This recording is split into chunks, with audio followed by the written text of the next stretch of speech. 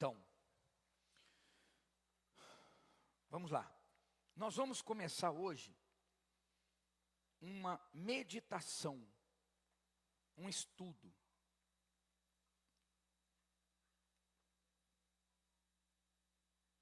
A defesa da fé.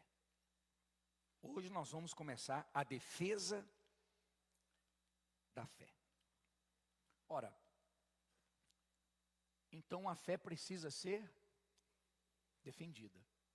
Você vê que nós vemos assim dois momentos que deixam isso muito claro. O apóstolo Paulo, quando ele sabia que ia morrer, então uma das coisas que ele disse foi: guardei a fé. Guardei. O apóstolo Paulo, quer dizer, como assim, suspirando, como dizendo: graças a Deus, graças a Deus, chegou o dia da minha morte e eu estou bem. Você vê que, como que é diferente, né? Paulo recebeu a sentença de morte, ele seria decapitado, então ele sabia que ele ia morrer decapitado. E ao invés dele chorar, ao invés dele lamentar, ao invés dele murmurar, reclamar, ter medo, ele estava aliviado. Paulo estava aliviado, feliz. Por quê? Porque ele conseguiu chegar no último dia de vida de pé, bem. Você vê que Paulo, ele disse mais atrás: esmurro o meu corpo e o reduzo à escravidão. O corpo é a natureza humana, né? Sentimentos ruins. Para não ter salvo outros e perder a minha própria salvação. Quer dizer, Paulo vivia numa vigilância constante, numa guerra contra a carne, numa guerra contra a natureza humana, uma guerra contra o coração, para não perder a salvação. Ele disse: não julgo que já tenha alcançado. Paulo disse isso, o apóstolo Paulo. Eu não julgo que já tenha alcançado a minha salvação. Estou salvo.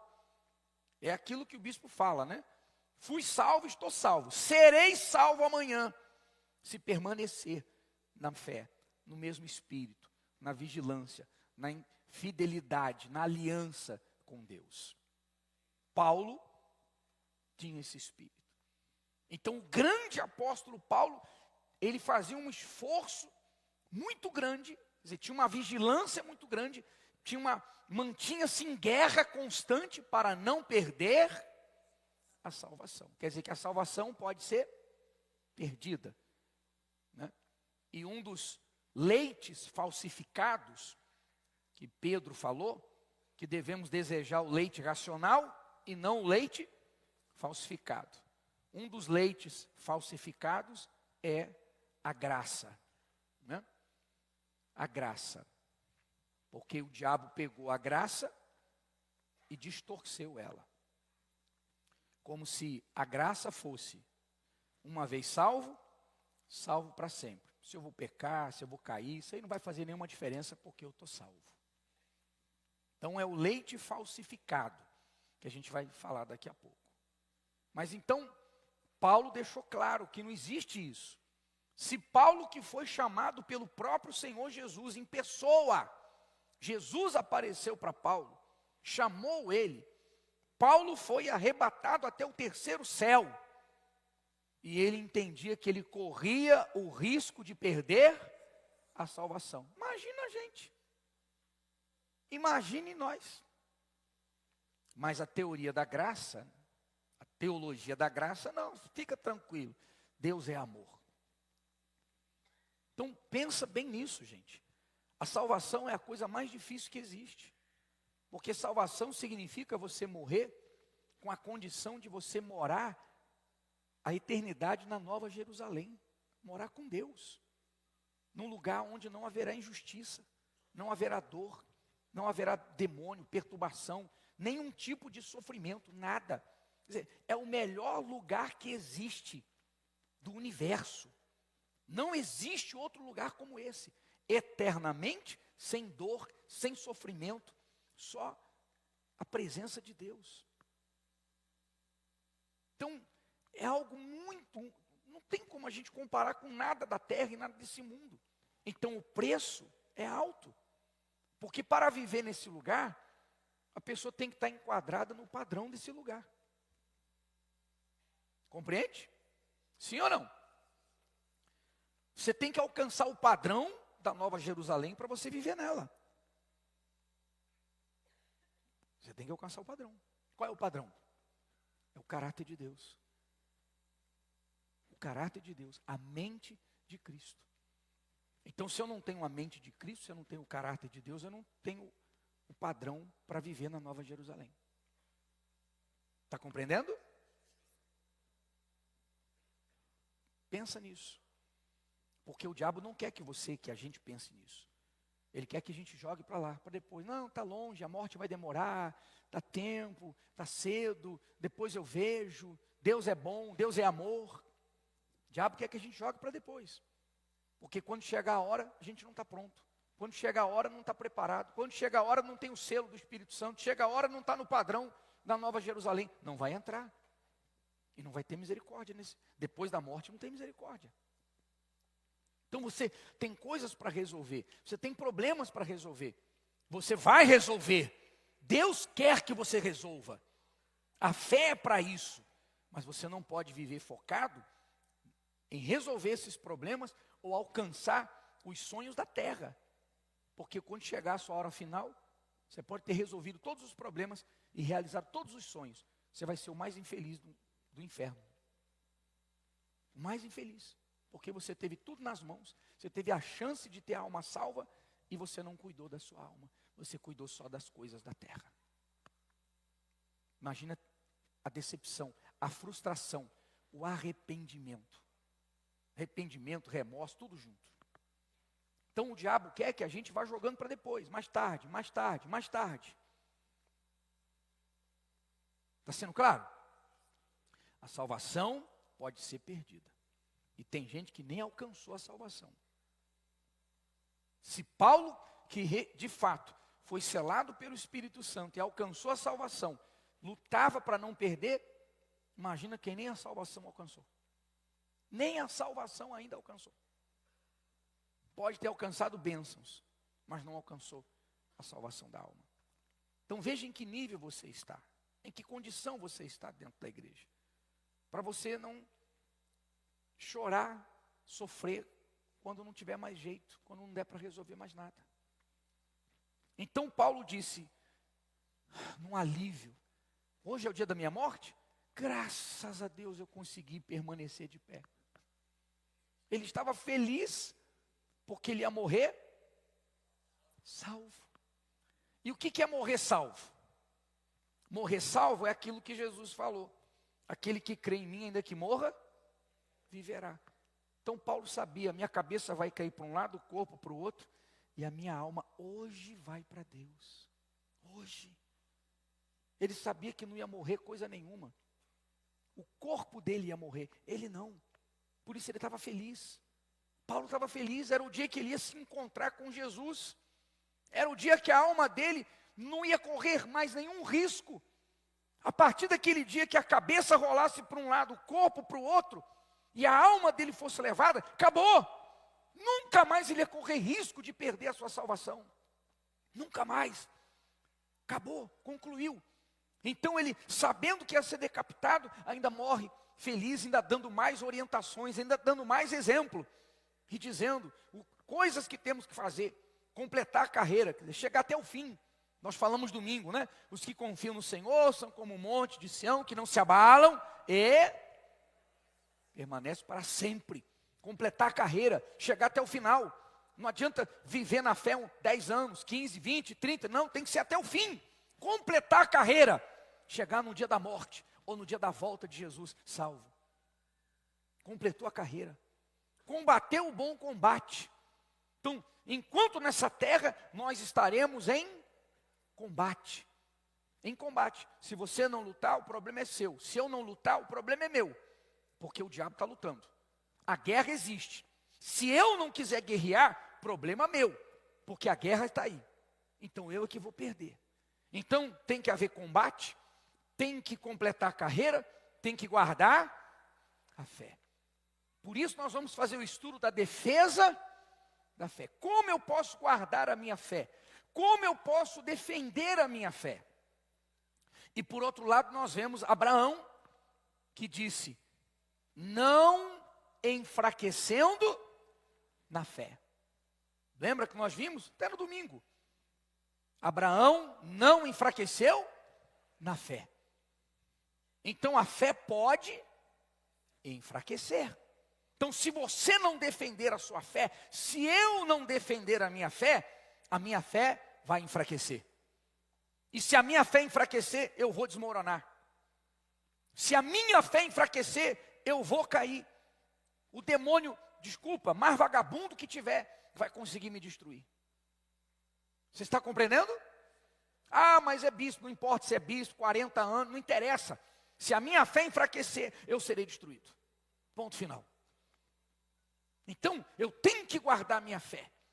Então, para você entender como é importante você priorizar, se você puder fazer até um jejum durante a semana ou na quarta-feira, para Deus falar com você, para Deus abrir a sua mente, para Deus te dar entendimento, para você saber defender a sua fé, e a sua fé ficar ainda mais forte, não enfraquecer e ficar guardada, porque aí a tua fé vai te levar até a salvação da alma. Nós já vamos ver isso. Então, amados, disse Judas, não o traidor, né?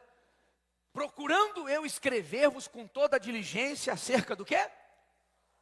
Olha aí, salvação, como? Salvação comum. Tive por necessidade escrever-vos e exortar-vos a batalhar pela fé que uma vez foi entregue aos santos. Vocês têm que lutar pela fé, quer dizer, para guardar a fé, para proteger a fé. Por isso que tem gente que a fé enfraquece. A pessoa tem fé, mas a fé dela não é suficiente para enfrentar os problemas, não é suficiente para enfrentar as guerras, não é suficiente para sustentá-la nas dificuldades, porque é uma fé enfraquecida. Então Judas disse, eu tive que escrever para vocês, eu tive que falar, vocês têm que batalhar pela fé, vocês têm que cuidar da fé de vocês para a salvação. Então ele começa a falar da salvação e fala da fé, porque a salvação vem pela fé, é pela fé. A salvação é alcançada pela fé no Senhor Jesus Cristo, o Salvador. Bom, porque se introduziram furtivamente alguns, os quais já antes estavam escritos para esse mesmo juízo, homens ímpios, que convertem em dissolução, quer dizer, imoralidade, devassidão, o quê? A graça de Deus. Está vendo? A graça distorcida, leite falsificado. Leite falsificado. Então a graça de Deus existe, mas não é como muitos querem crer, que a graça de Deus é você está salvo, acabou. Você não tem mais nada a temer, não. Então, já naquela época, olha só como é que o diabo é o mesmo. Já na época de Paulo, de Pedro, de João, de Judas, já haviam pessoas que se introduziram no meio do povo, no meio dos cristãos, para pegar a graça e distorcê-la, para fazer com que eles acreditassem. Dissolução é imoralidade. Sim? Sim ou não? Quer dizer, você pode tudo. Você pode pecar, você pode errar, você pode falar palavrão, você pode ter mágoa, você pode ter inveja, você pode tudo, porque você está na graça. Você está na graça. Não é mais o tempo da lei, é no tempo da graça. Então você pode fazer o que você quiser. Você entregou a vida para Jesus? Faz o que você quiser, você está salvo. Não, mas quem vive de qualquer maneira não entregou a vida ao Senhor Jesus. Mas esses que se introduziram no meio do povo tentavam trazer para eles que essas coisas eram coisas normais. Mentir, mágoa, murmuração, adultério, tudo isso que é coisa da carne, isso é normal. Isso aí não vai prejudicar a tua alma. Está sendo claro? Quer dizer, o que o diabo fazia lá atrás, no início da igreja, ele faz hoje. E muitos se introduziram hoje no meio evangélico, em igrejas evangélicas, batendo na tecla da graça. Pode até pular carnaval, vamos pular carnaval junto com o diabo. A gente viu aí os pais de santos, os espíritas, os carnavalescos dizendo, carnaval, nós vimos, entrevista na Globo, não tem nada a ver com igreja crente não. Carnaval é macumba, carnaval é terreiro na avenida. Terreiro na avenida. Carnaval é dedicado aos orixás. E aí vem, né? Na graça, vamos junto com os orixás pular o carnaval. Vamos dar a mão, luz e trevas, Deus e o diabo, vamos dar a mão e sambar. Por quê? Porque eles acreditam que é a graça. Nada vai nos afetar. Então você vê que isso não é de hoje não. Agora está ressurgindo de novo. Mas não é de hoje não. Põe de novo, por favor. Porque se introduziram furtivamente, alguns dos quais antes já estavam escritos para esse mesmo juízo, homens ímpios que convertem, quer dizer, transformam, muda a direção, convertem em dissolução a graça de Deus. E negam a Deus, único, o quê? Dominador e Senhor nosso Jesus Cristo. Quer dizer, nós temos um dono. Quando a pessoa entrega a vida dela ao Senhor Jesus, ela passa a ser dominada, guiada, conduzida por esse Senhor. Ela não faz o que ela quer. Ela não faz o que a carne quer. Ela não faz o que a carne pede. Ela não faz o que ela acha, o que dá na cabeça. Ela é guiada. Ela tem um domínio. Ela deu o domínio da sua cabeça. Ela deu o domínio, o governo da sua vida, das suas decisões ao Senhor Jesus. Mas a graça faz a pessoa viver sem domínio. Ela faz o que quer e o que dá na cabeça dela. Sim ou não? Então, você está aí. Se você quer guardar a sua fé, se você quer defender a sua fé, você tem que parar para pensar, meditar na palavra. E cuidado, porque o que mais tem hoje são pessoas assim na internet. Cada um falando o que acha, cada um falando o que pensa. E Jesus falou sobre isso. Não misture os vinhos. Falando dos religiosos, dos fariseus. Então, tem gente que fica ouvindo todo mundo. Ouve um, ouve outro, ouve um. Depois havia uma bagunça na cabeça dela e ela não sabe mais o que fazer, não sabe mais o que pensar. Então, toda hora ela quer ouvir alguém, toda hora ela quer ouvir uma mensagem. Aí um fala uma coisa, outro fala outra, outro fala outra. E a cabeça dela fica dominada por heresias, por pensamentos dessa natureza. Então, muito cuidado, porque o diabo só quer uma brecha. Quando falamos em defender a fé, não se trata de debates e disputas com pessoas que discordam ou atacam a fé cristã. A palavra de Deus nos ensina a não discutir opiniões sobre dúvidas, assuntos tolos, controversos e sem valor. O foco deste estudo será defender a nossa fé pessoal, pois dela depende a nossa salvação. Por que precisamos defender a nossa fé?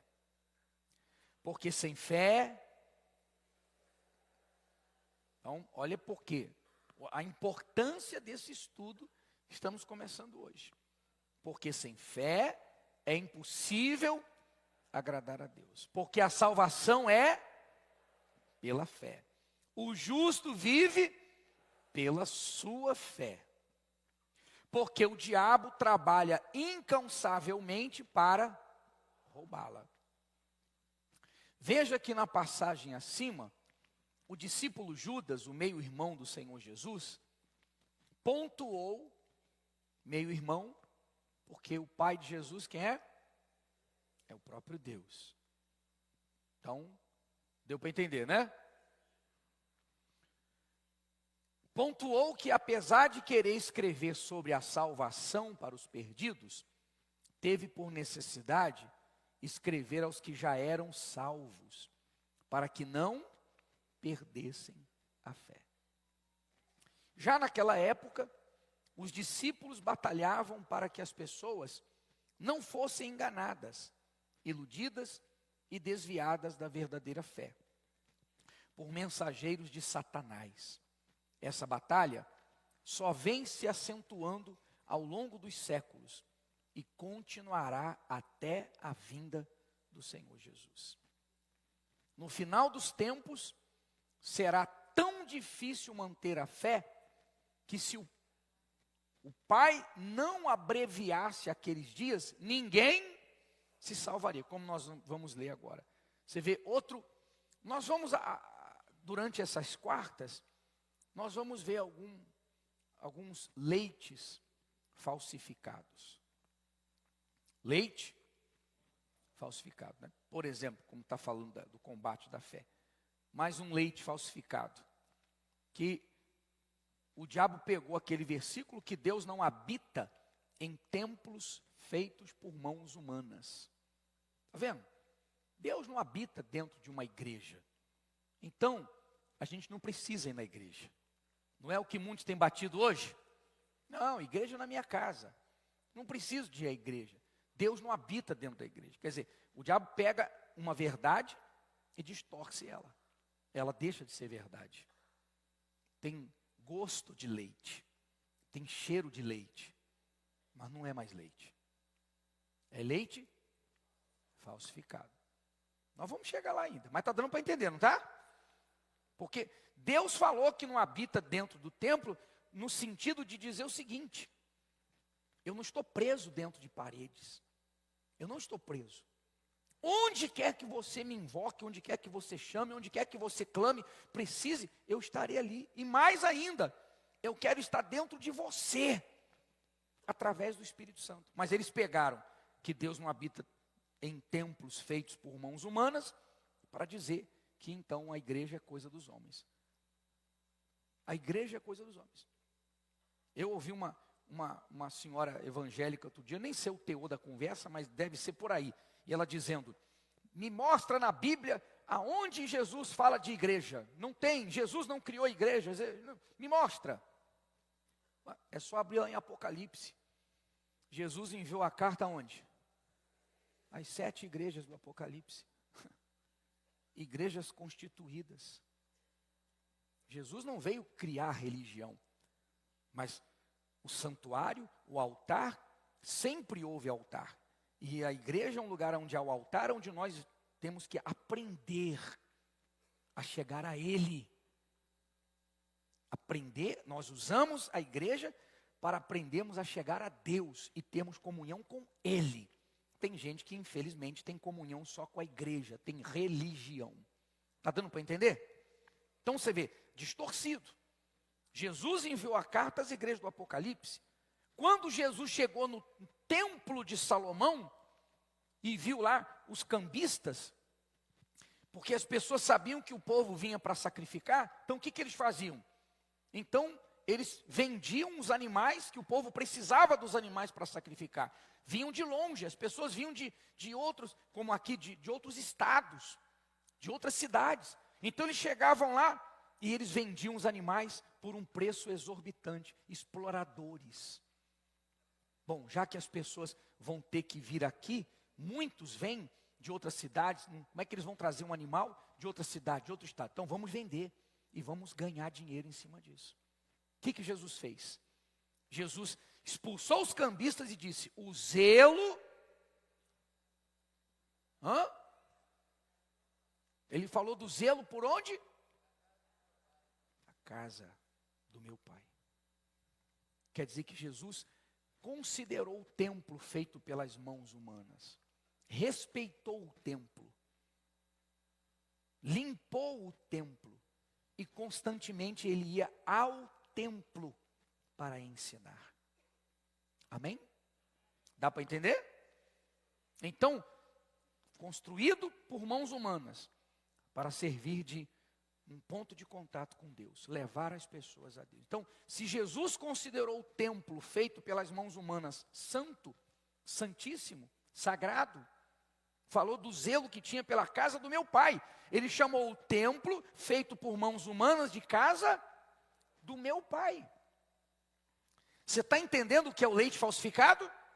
A pessoa pega um versículo bíblico, pega uma palavra e aí distorce ela, falsifica. O que é o falsificado? É aquilo que está adulterado. Parece uma coisa, mas ela não é mais aquilo.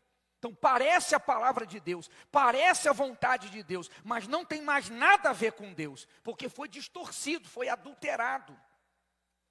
Amém, pessoal? Compreende? Como é que você vai defender a fé? Então você tem que estar atento a essas palavras. Para você conseguir defender a fé, além de tudo que nós vamos ensinar, além de tudo que nós vamos falar, para você conseguir defender a fé, você tem que estar atento a esses leites falsificados. Atento a tantas coisas que ficam falando por aí. E ficar apegado à palavra de Deus. Você nunca pode se deter num versículo bíblico. Você tem que ter o contexto. Porque se a gente pegar só o versículo bíblico, dá para usar errado de muitas formas. Qual é o contexto daquilo que está escrito? Deus não habita em templos de mãos humanas. Tá, qual é o contexto? O que ele está querendo dizer com isso? Então, aí que entra a importância de meditar. Não pode só ler. Você tem que meditar, raciocinar. O que Deus está querendo dizer com isso? E o que isso tem a ver comigo? Vai ser muito forte essas quartas. Essas quartas serão muito fortalecedoras. Então, e se aqueles dias não fossem abreviados, então Mateus 24, é o próprio Senhor Jesus falando. Se aqueles dias não fossem abreviados, nenhuma carne se salvaria. Mas por causa dos escolhidos, serão abreviados aqueles dias. Então, se alguém vos disser, eis que o Cristo está aqui ou ali, não lhe deis crédito. Até isso vai acontecer. Porque surgirão falsos cristos e falsos profetas, e farão tão grandes sinais e prodígios. Está vendo que você não pode se apoiar só em milagres? Eu tenho muito milagre para contar, então Deus é comigo. Não necessariamente. O que mostra que Deus é comigo é a minha comunhão, intimidade com Ele. E eu reflito o caráter dEle, não poder, porque até os falsos irão manifestar poder. Tão grandes sinais e prodígios, que se possível for, enganariam até. Quer dizer, a pessoa olha, o ser humano é assim, né? Ele é muito daquilo que ele vê. Aí basta ver sinais, milagres. Que grande homem de Deus. Sim ou não? Verdade ou mentira? É só fazer milagre. É um grande homem de Deus. Não. Até os falsos profetas vão fazer sinais, prodígios. Você crê na palavra de Deus, ela vai se cumprir. E aí muitos se enganaram e saíram até da igreja atrás de falsos profetas, né? O feito mais importante da sua fé é vencer as batalhas para manter a própria fé. Deixando, pois, então aí Pedro, vamos concluir então, hoje, né? O leite racional. Pedro disse, deixando, quem tem que deixar? Somos nós. Deixando, pois, toda malícia, todo engano, fingimentos, invejas. Olha aí o Zacarias. Olha aí o Zacarias. Desejai, quer dizer, primeiro eu tenho que deixar. Primeiro eu tenho que tirar murmuração, inveja, em todo sentimento ruim. E em seguida, desejar. Desejai afetuosamente, como meninos novamente nascidos, o leite racional, não falsificado, para que por ele vades a vendo? Então, a palavra de Deus faz a gente crescer. A gente tem armas como a oração, como o jejum, mas a principal de todas é a palavra. Quando você medita na palavra, de Deus, você sabe como fazer, como agir, como enfrentar os problemas, qual é a vontade de Deus. E você cresce. A importância, está vendo, da quarta-feira? Por isso, nós chamamos você para estar aqui. Porque quando você deseja e se alimenta do leite, qual é o leite racional? É a palavra de Deus. Um menino quando nasce, a criança quando nasce, o que ela precisa? Não existe outro alimento, ela só tem o leite. O leite é que alimenta, o leite é que sustenta e que faz crescer. E deixa de ser um bebê e vai crescendo. É o leite, é o início de tudo, é o leite. O início da vida humana é o leite. Está compreendendo? O início de quem nasce de Deus, quem quer ser de Deus, é a palavra de Deus, é o leite racional. Quer dizer, leite é alimento. Então, leite racional diz respeito, mente, cabeça. Como é que você alimenta a sua fé? Como que nós nos alimentamos? Não é com a boca, não é comendo. Comendo é o corpo físico. O espírito a gente alimenta aqui, ó, comendo a palavra de Deus. O leite racional é a palavra. Você tem que pensar. Você não pode ouvir uma palavra, amém, graças a Deus. Você ouve, pensa, raciocina, racional. Se você vem aqui à igreja e você não raciocina naquilo que nós falamos, ensinamos, você não procura em casa também passar, meditar, ler de novo, você vai ficar fraco. Você precisa racionar, você não pode depender da gente nem comer da nossa mão. Então tem gente que é assim, às vezes ela só vai ouvindo, amém, graças a Deus, se empolga, se emociona, na hora do problema, na mente dela está vazia. A mente está vazia, ela está fraca, está desnutrida espiritualmente. Então você tem que desejar e tem que buscar e se alimentar da palavra de Deus. É o início da nossa vida com Deus, do crescimento da vida com Deus. E o falsificado, então é aquilo que parece leite, mas não é. Você sabe, né? Você sabe que o leite que vende no mercado, eu não lembro quem foi que fez uma matéria, é um sujeito que tem uma fazenda de leite, e um dia ele foi entregar leite, e ele pediu para ver o processo. Pediu para ver o processo lá, até chegar lá nas embalagens. E quando ele entrou, ele saiu dizendo assim, nunca mais eu tomo leite na minha vida. Porque até formol tem, formol que põe defunto. Porque o leite de verdade ele estraga num dia. Senhor, não. Quanto tempo dura um leite de verdade? O da prateleira dura quantos meses? Ali não tem leite mais não. Ali é veneno com sabor de leite. Veneno com sabor de leite. Ah, bispo, agora só me pegou. E como é que eu faço? Bom, ou você cria uma vaca em casa, ou você acha um lugar, ou porque você está tomando veneno sabor leite. Isso já a medicina já comprovou isso, é que o nosso mundo é muito desgraçado, pessoal, me perdoe, nosso mundo é maldito, nosso mundo só vive, ó. Então o dinheiro cala a boca, o dinheiro fecha a boca das autoridades que sabem disso, o dinheiro fecha a boca de muitos médicos. Ah, deixa morrer, deixa ter câncer, deixa desgraçar, porque isso já está comprovado. Então você toma uma coisa que parece leite, tem gosto de leite, mas não é leite. Veneno, sabor leite. E aí você, ao invés de se alimentar, você vai se matando aos poucos. Assim é a palavra de Deus. Por causa de um versículo, então conta-se uma história como da graça, como não precisa a igreja, Deus não habita, pega um versículo e conta uma história, e a pessoa compra aquela história pensando que é a palavra, mas não é. É a palavra do diabo com sabor de palavra de leite de Deus. Por causa de um versículozinho. Por causa de um versículo, o contexto todo parece ser uma coisa de Deus. Mas não é mais. Leite racional. O que nos alimenta e faz crescer é na mente, razão, raciocínio na palavra de Deus. O leite de caixinha é veneno com sabor de leite. Agora tem gente que ficou triste, hein? Quer nem falar mais. O diabo pega suas ideias, argumentos e coloca sabor da palavra de Deus. Como, por exemplo, provação. Provação existe?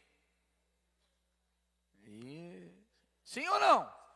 Sim, mas não tem nada a ver com a provação que falam. A pessoa está desgraçada, doente, cancerosa, tá... o inferno. Provação, irmão, não. Esse é o leite falsificado, porque a aprovação da Bíblia é outra coisa. A gente vai chegar lá nas outras quartas. A graça, nós a explicamos hoje, não é assim? Deus é amor. Mesma coisa, não posso fazer tudo porque Ele é amor. No fim vai aceitar tudo. Mas acima de amor Ele é justiça.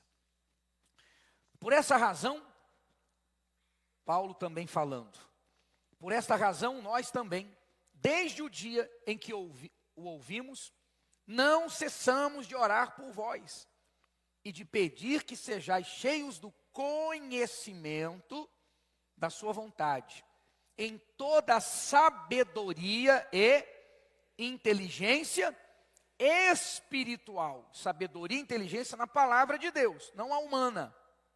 Então você vê que o trabalho de Paulo, hoje, outro trabalho do diabo muito forte é o louvor. Louvor. E louvor que hoje está já ultrapassando até os limites do louvor, né? É para imitar o incrédulo, é estranho a coisa, né? Hoje, não, vamos imitar o incrédulo para ganhar o incrédulo. Bom, se o incrédulo já tem o que eu estou oferecendo, para que ele vai querer? Não é? É o laço do diabo, aí luzes, coloridos, globo de ouro e tal. Emoção, emoção e emoção. Você vê que a todo tempo o apóstolo Paulo, o apóstolo Pedro, Judas, falam de quê? Raciocínio. Lutando para que as pessoas parem de sentir, de ir pelo sentimento, dominadas por sentimento, e vivam pela razão, raciocínio na palavra de Deus. Então o diabo quer samba. O diabo quer esse louvor distorcido, quer passar o tempo todo só cantando e sentir, chorar, mas a razão, zero. Aí a vida nunca muda, até que chega a hora que a pessoa vira um ateu.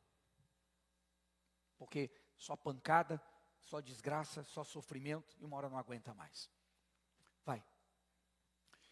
Por essa razão nós também, sim, sabedoria, inteligência espiritual. E aí, por fim, o apóstolo Pedro diz, alcançando o fim. Qual é o fim da fé? O final, a finalidade. A salvação das vossas almas. Fiquem de pé, por favor.